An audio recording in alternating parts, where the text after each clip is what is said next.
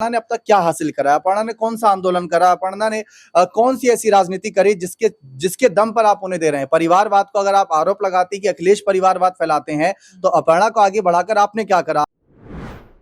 उत्तर प्रदेश में साल 2027 में होने वाले विधानसभा चुनाव से पहले क्या अपर्णा यादव समाजवादी पार्टी की तरफ आती नजर आएंगी? क्या समाजवादी पार्टी की टिकट पर वो चुनाव लड़ सकती हैं? हालांकि चर्चा प्रतीक यादव को लेकर भी चल रही है।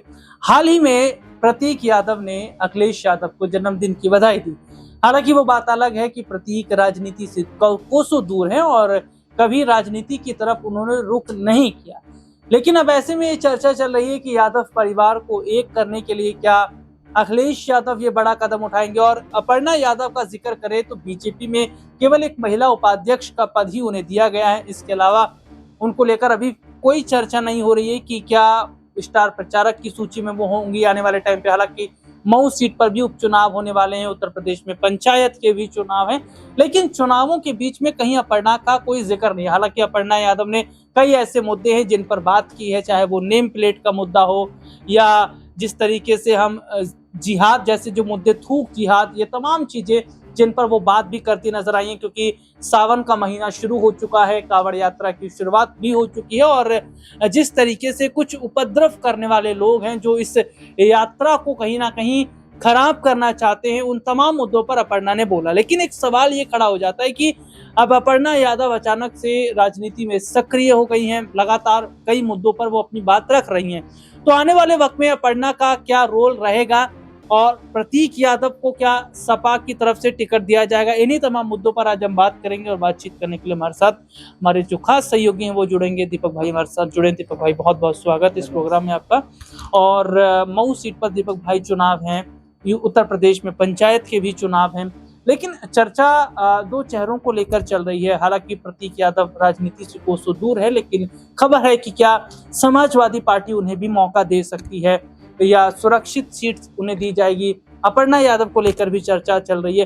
कैसे देख रहे हैं आप कि मुलायम सिंह यादव की बहू का बीजेपी में जाना और वहां से फिर सपा की तरफ आना?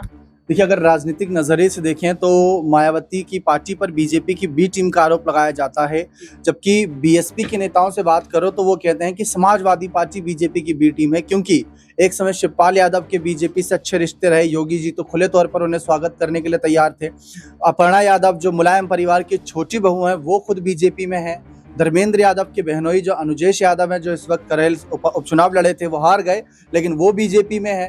तो अखिलेश के परिवार के कई चेहरे बीजेपी में, और एक समय पर जब उपाध्यक्ष पद अपर्णा यादव को मिला था तो उससे कुछ देर बाद मीटिंग करते हुए प्रतीक यादव और अपर्णा यादव खुद योगी जी के कहीं ना कहीं उस सीएम हाउस में नजर आए थे। तो वहां पर ये मौजूदगी बहुत ज्यादा सवालों के कटघरे में थी कि अखिलेश के साथ उनका भाई नहीं दे रहे, उनकी कहीं ना कहीं परिवार की बहू नहीं दे रही, चाचा भी एक समय पर खिलाफ थे और बहनोई खिलाफ हो गए। तो इसको किस नजरे से देखा जाए? कम से कम मायावती की पार्टी की अगर हम बात करें तो उनके भाई, उनके भतीजे जो हैं वो कम से कम पार्टी के साथ तो हैं, भले ही उन पर कितनी भी कार्रवाई हुई, पार्टी से निकाला गया हो। अब बात आती है चुनाव लड़ने की, तो देखिए चुनाव जब भी माहौल बनता है लोकसभा का, विधानसभा का, तो अपर्णा और प्रतीक का नाम लाजमी सी बात है सामने आता है। क्योंकि एक समय था जब अखिलेश यादव भी राजनीति में उतनी दिलचस्पी नहीं जता रहे थे, लेकिन एकदम से सामने आए।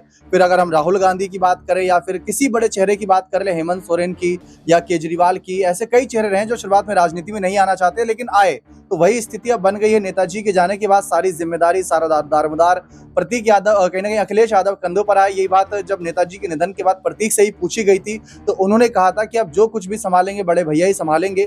अब मान लीजिए अगर कल को अखिलेश यादव कहते हैं कि प्रतीक तुम भी चुनाव लड़ो, क्योंकि पार्टी में अखिलेश के बाद नंबर 2 का नेता भी कौन है, इसको लेकर भी सवाल उठते हैं। क्योंकि अब समाजवादी पार्टी सिर्फ यूपी तक सीमित नहीं है, वो बाकी राज्यों में भी विस्तार कर रही है। मान लीजिए कल को अगर समाजवादी पार्टी का अच्छा दबदबा रहा, और ये वैसे मुंगेरी लाल के हसीन सपने तो नहीं कहेंगे, लेकिन अगर सपा का अच्छा दबदबा रहा, 37 सांसद हैं, प्रधानमंत्री बनने का अच्छा मौका अखिलेश की पार्टी से किसी एक को मिल सकता है, और वो लाजमी सी बात है अखिलेश अपना नाम आगे बढ़ाएंगे, तो यूपी की जिम्मेदारी आपको किसी और को देनी होगी। चाचा शिवपाल पहले ही कहीं ना कहीं प्रस्पा बनाकर बहुत सारे सवाल खड़े कर चुके हैं। तो अगर प्रतीक रहेंगे, अपना खुद का भाई रहेगा, तो शायद वो विश्वास उन पर जता सकेंगे। दीपक भाई, अपर्णा यादव के अगर बीजेपी से समाजवादी पार्टी की तरफ आने की अगर बात होती है, तो क्या उम्मीद है कि कुछ बीजेपी को नुकसान होगा यादव वोट बैंक के लिहाज से, महिला वोट बैंक के लिहाज से, या अपर्णा यादव मुलायम सिंह यादव की छोटी बहू है इसलिए बीजेपी ने उन्हें रखा हुआ है कि कहीं ना कहीं एक ये बताया जाए कि भैया मुलायम सिंह यादव की छोटी बहू को सपा में जगह नहीं मिली, लेकिन हमने देखिए मौका दिया।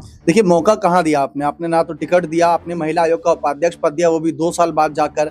और इसके लिए कोई चुनाव तो होता नहीं ऐसा कि चुनाव हुआ और जनता ने चुना हो। ये तो आपका आंतरिक फैसला था, बंद कमरों में लिया फैसला था। इसको जनता नहीं स्वीकार करेगी। अगर जनता को स्वीकार कराना है, जनता की नजरों में दिखाना है कि अपर्णा के लिए हमने कुछ किया, तो आप दीजिए मैनपुरी से अगली बार टिकट दीजिए, या फिर जो विधानसभा चुनाव होंगे वहाँ अखिलेश या डिम्पल के खिलाफ उतारिए, या फिर आप उनको कोई ऐसी सीट दीजिए जहां से वो जीत कर आगे मंत्री पद तक पहुंच सकें। तो ऐसी आपको जिम्मेदारी देनी होगी। उपाध्यक्ष का पद आपने दिया, वो आपके अपने नजरिए से आपको लगा फायदेमंद होगा। ये तो परिवारवाद को बढ़ावा देना होगा, क्योंकि अपर्णा ने अब तक क्या हासिल करा? अपर्णा ने कौन सा आंदोलन करा? अपर्णा ने कौन सी ऐसी राजनीति करी जिसके दम पर आप उन्हें दे रहे हैं? परिवारवाद को अगर आप आरोप लगाते कि अखिलेश परिवारवाद फैलाते हैं, तो अपर्णा को आगे बढ़ाकर आपने क्या करा? आपने भी अखिलेश की तरह ही परिवारवाद को बढ़ावा दिया। क्योंकि आप बताइए कि अपर्णा यादव अगर मुलायम परिवार की छोटी बहू का जो टैग उनको मिला हुआ है, अगर आज हम वो हटा दे तो इसके अलावा क्या उनकी शख्सियत रह जाएगी? कौन सा आंदोलन करा था, किस जाति समुदाय के लिए अपनी बात रखी? अभी हाल ही में अगर हम देखें तो जिस तरीके से कथावाचकों को लेकर मुद्दे गरमाए, फिर इस बीच दलित बेटियों को लेकर अपमान की बात होती है। अब रोहिणी घावरी का मामला देख लें, दलित बेटी के समान सम्मान की बात, तो आप उस मामले में क्या कर रहे हैं? तो वो एक कहीं ना कहीं सवाल है कि अपर्णा को आगे बढ़ाना सही है, लेकिन कोई ऐसी पहचान होनी चाहिए, कोई ऐसा दमखम होना चाहिए जो लगे कि हाँ जनता के बीच जाएंगे और जनता इन्हें स्वीकार कर लेगी। बहुत बहुत शुक्रिया दीपक भाई आपका। और क्या अपर्णा यादव की पकड़ उत्तर प्रदेश में उतनी नहीं है? यादव वोट बैंक के बीच नहीं है? यही बड़ी वजह है कि क्या भारतीय जनता पार्टी भी कतरा रही है अपर्णा को चुनावी टिकट देने से, उन्हें उतारने से? अब्बास भाई इस वक्त हमारे साथ जुड़े हुए हैं। अब्बास भाई, यादव परिवार की छोटी बहू अपर्णा यादव, हालांकि वो बात अलग है कि अपर्णा से अच्छी पकड़ डिम्पल यादव रखती हैं और यादवों में उनका अच्छा खासा बोलबाला भी है, लेकिन क्या बड़ी वजह है कि अपर्णा यादव वो जगह यादवों के बीच नहीं बना पाई, वोट बैंक के बीच नहीं बना पाई? और क्या यही वजह है कि बीजेपी उन्हें टिकट इसलिए नहीं दे रही कि अगर टिकट दिया वो हार जाती है तो कहीं ना कहीं टिकट भी जो है वो खराब होगी, सीट भी खराब होगी, और शायद अपर्णा यादव पर कहीं ना कहीं दाग भी एक लग जाएगा? देखिए, बीजेपी टिकट क्यों नहीं दे रही, ये बीजेपी का आंतरिक फैसला है। बीजेपी का ये रवैया रहता है कि वो दूसरे जो नेता होते हैं, जो दूसरी पार्टी के नेता होते हैं, उनको ज्यादा आगे बढ़ने नहीं देती है। कुछ आपने देखा होगा टिकट दिए भी हैं, चुनाव लड़वाए भी हैं, लेकिन उसके बाद भी मंत्री पद का जब नंबर आता है तो मंत्री पद भी नहीं दिया जाता है। यानी खाली सेंधमारी करना दूसरी पार्टियों में, परिवारों में, ये बीजेपी का पुराना रवैया रहा है।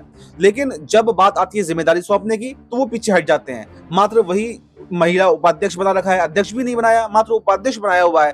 तो इस तरह से देखिए, जीतेंगी या हारेंगी ये तो टिकट देने के बाद में कंफर्म होगा। देखिए, कौन जीत जाए कौन हार जाए ये किसी को भी नहीं पता होता। छोटे छोटे कार्यकर्ताओं को भी टिकट दिया जाता है, और बीजेपी तो खुद ने ये काम किए हैं, पहली बार के विधायकों को मुख्यमंत्री तक बनाया है। तो ये कह देना कि जीत जाएंगी या हार जाएंगे, टिकट खराब हो जाएगा, ये तो बिल्कुल ठीक नहीं है। कम से कम पहले आपको भरोसा जताना पड़ेगा, उसके बाद में जनता अगर भरोसा दिखाएगी उनके ऊपर तो जीतेंगी, चाहे समाजवादी पार्टी से जीते, चाहे किसी से जीते। लेकिन अगर नजरअंदाज इस तरह से बीजेपी करती रही तो बिल्कुल, जिस तरह से खबरें आ रही हैं कि अपर्णा यादव समाजवादी पार्टी में जा सकती हैं, तो बिल्कुल उत्तर प्रदेश की सियासत में देखने को मिल सकता है कि अपर्णा यादव की घर वापसी हो जाए और वो वापस से समाजवादी पार्टी ज्वाइन कर लें। जी, बहुत बहुत शुक्रिया अब्बास भाई आपका। और ये बहुत बड़ी बात है कि क्या अपर्णा यादव को अगर समाजवादी पार्टी टिकट देती है तो क्या समाजवादी पार्टी में उनकी घर वापसी होती नजर आएगी? और क्या भारतीय जनता पार्टी इस वजह से उन्हें टिकट नहीं दे रही? क्योंकि एक इंटरव्यू में उन्होंने कहा भी था कि मैं अपने ससुराल पक्ष के खिलाफ कभी प्रचार नहीं करूंगी, उनके खिलाफ कभी चुनाव नहीं लड़ूंगी। तो ऐसे में देखा जा रहा है कि क्या अपर्णा भी सेफ गेम खेल रही हैं, और आने वाले वक्त में क्या किसी और सीट से अपर्णा को टिकट बीजेपी की तरफ से दिया जाएगा या नहीं, ये सवाल जरूर रहेगा। लेकिन समाजवादी पार्टी में उनके जाने को लेकर जो खबरें हैं, वो खबरें कब तक उन पर मोहर लग जाएगी ये कह पाना भी मुश्किल है। लेकिन ये जरूर है कि क्या अगर सपा की तरफ उनकी वापसी होती है तो फिर परिवार एक होता नजर आएगा। फिलहाल इस प्रोग्राम में इतना ही, आपसे फिर मुलाकात होगी, तब तक के लिए इजाजत दीजिए, नमस्कार।